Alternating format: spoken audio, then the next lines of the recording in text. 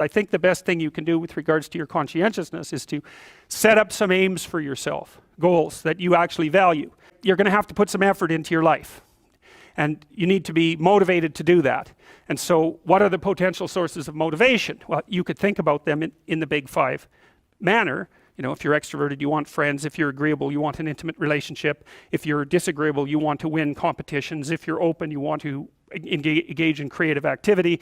If you're high neuroticism, you want security. Okay, so those are all sources of potential motivation that you could draw on, that you could tailor to your own, your own personality.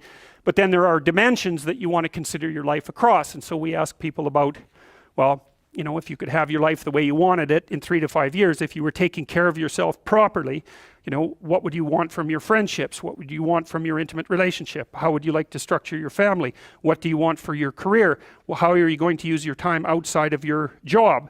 And how are you going to regulate your mental and physical health, and maybe also your drug and alcohol use? Because that's a good place to auger down, because alcoholism, for example, wipes out, 5 to 10% of people. So you want to keep that under control.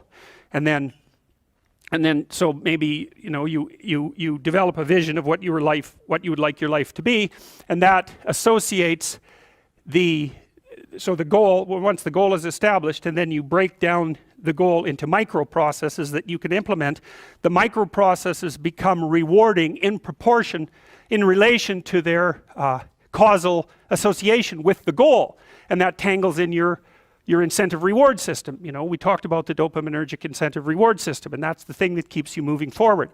And the way it works is that it works better if it produces positive emotion when it can see you moving towards a valued goal. Okay, well, what's the implication of that? Better have a valued goal, because otherwise you can't get any positive motivation working out. And so the more valuable the goal, in principle, the more the micro processes associated with that goal start to take on a positive charge. And so what that means is, well, you get up in the morning and you're excited about the day, you're ready to go. And so as far as I can tell, what you do is you specify your long-term ideal. Maybe you also specify a place you want to stay the hell away from, so that you're terrified to fail as well as excited about succeeding, because that's also useful. You specify your goal. You do that in some sense as a unique individual. You want to specify goals that make you say, oh, if that could happen as a consequence of my efforts, it would clearly be worthwhile. Because the question always is, why do something? Because doing nothing is easy. You just sit there and you don't do anything. That's real easy. The question is, why would you ever do anything? And the answer to that has to be because you've determined by some means that it's worthwhile. And then the next question might be, well, where should you look for worthwhile things? And one would be, well, you could consult your own temperament. And the other would be, well, you kind of look at what it is that people accrue that's valuable across the lifespan. So you do a structural analysis of the subcomponents of human existence, and I already did that. You need a family, you need friends. Like, you don't need to have all these things, but you better have most of them.